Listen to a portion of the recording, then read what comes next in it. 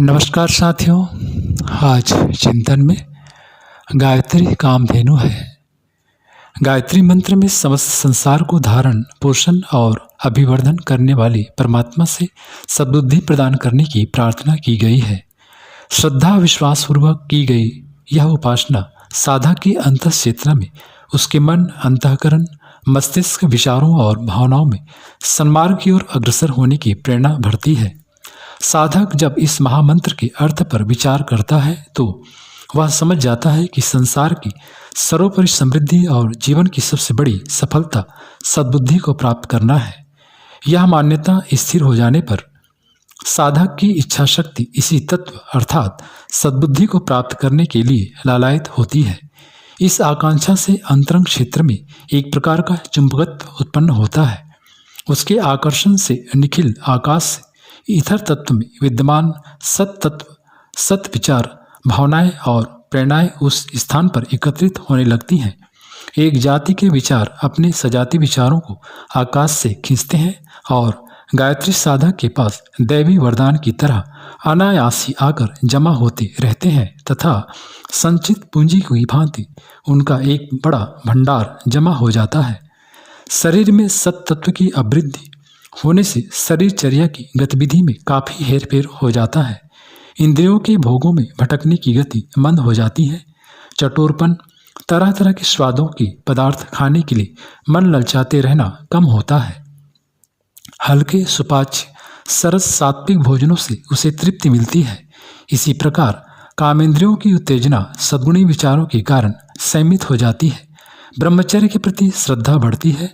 इनके साथ साथ परिश्रम, स्नान, निद्रा, सोना, जागना, सफाई, सादगी और अन्य दिनचर्याएं भी सतोगुणी हो जाती हैं, जिनके कारण आरोग्य और दीर्घ जीवन की जड़ें मजबूत होती हैं। मानसिक क्षेत्र में सद्गुणों की वृद्धि के कारण दोष दुर्गुण कम होने लगते हैं तथा सद्गुण बढ़ने लगते हैं। इस मानसिक कायाकल्प का परिणाम यह होता है कि दैनिक जीवन में प्रायः नित्य ही आते रहने वाले अनेक दुखों का सहज ही समाधान हो जाता है। इंद्रिय संयम और दिनचर्या के कारण शारीरिक रोगों का भी निराकरण हो जाता है। विवेक जागृत होते ही अज्ञानजन्य चिंता, शोक, भय, आशंका, मोह, ममता, हानि आदि के दुखों से छुटकारा मिल जाता है। ईश्वर विश्वास के कारण मति स्थिर रहती है और भावी जीवन के बारे में निश्चिंतता बनी रहती है। धर्म प्रवृत्ति के कारण पाप, अन्याय, अनाचार नहीं बन पड़ते। फलस्वरूप राजदंड, समाजदंड, आत्मदंड और ईश्वरदंड की चोटों से पीड़ित नहीं होना पड़ता। सेवा, नम्रता, उदारता, दान, ईमानदारी, लोकहित आदि गुणों के कारण दूसरों को लाभ पहुंचता है। हानि की आशंका नहीं रहती। गायत्री की सतोगुणी साधना का सूर्य तामसिक अंधकार के पर्दे को हटा देता है और आत्मा का सहज ईश्वरीय रूप प्रकट हो जाता है। आत्मा का यह निर्मल रूप सभी रिद्धि सिद्धियों से परिपूर्ण होता है। आत्मा में विवेक और आत्मबल की मात्रा बढ़ जाने से अनेक ऐसी कठिनाइयाँ जो दूसरों को पर्वत के समान भारी मालूम पड़ती हैं, उस आत्मवान व्यक्ति के लिए तिनके के समान हल्की बन जाती हैं। उसका कोई काम रुका नहीं रहता, या तो उसकी इच्छा के अनुसार परिस्थिति बदल जाती है या परिस्थिति के अनुसार अपनी इच्छाओं को बदल लेता है। क्लेश का कारण इच्छा और परिस्थिति के प्रति प्रतिकूलता का होना ही तो है। वास्तव में सुख और आनंद का आधार किसी बाहरी साधन सामग्री पर नहीं, किंतु मनुष्य की मनः स्थिति पर निर्भर रहता है। यह सब अंतर मनोभाव और विचारों के बदल जाने से ही उत्पन्न होता है। गायत्री सद्बुद्धि की ऋतंभरा प्रज्ञा की अधिष्ठात्री देवी है और उससे साधक सद्बुद्धि की याचना करता है। इस सद्बुद्धि के द्वारा सभी प्रकार के दुखों का कारण मूल से दूर किया जा सकता है। सद्बुद्धि के प्रकाश में वे सभी उपाय सुझाई देने लगते हैं जिनको काम करने में लाने पर दुखों के मुख्य कारण दूर हो जाते हैं। जीवन और जगत में विद्यमान समस्त दुखों के कारण तीन हैं। पहला अज्ञान, दूसरा अशक्ति और तीसरा अभाव।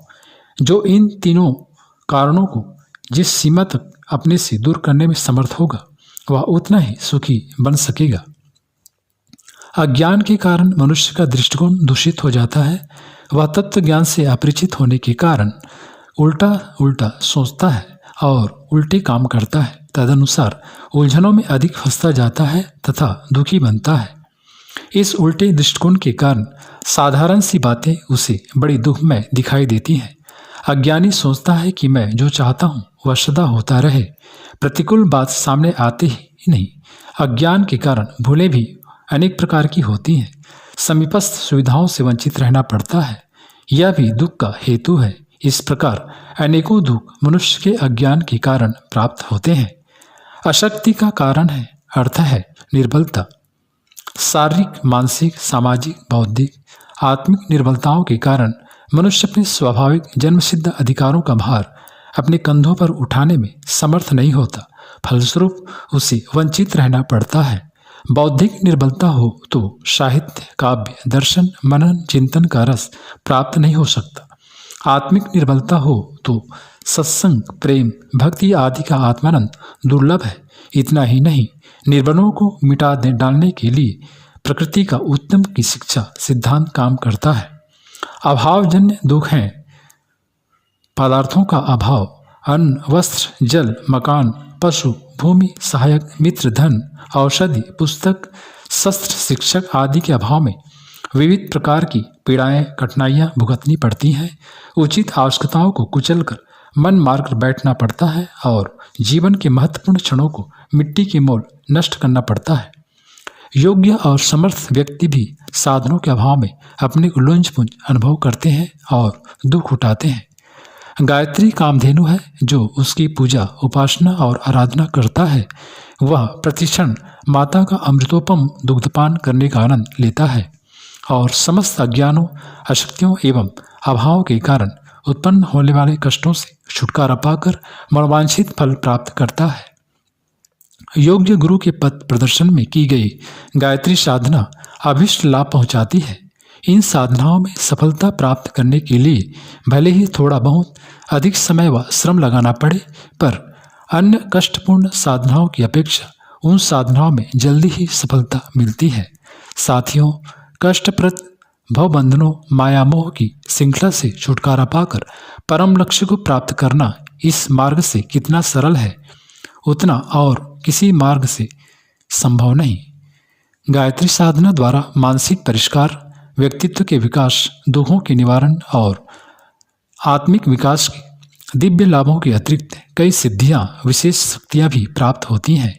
इन शक्तियों को क्रमशः अर्जित करते हुए व्यक्ति अनुपम और अद्वितीय असाधारण व्यक्तित्व का स्वामी बन जाता है।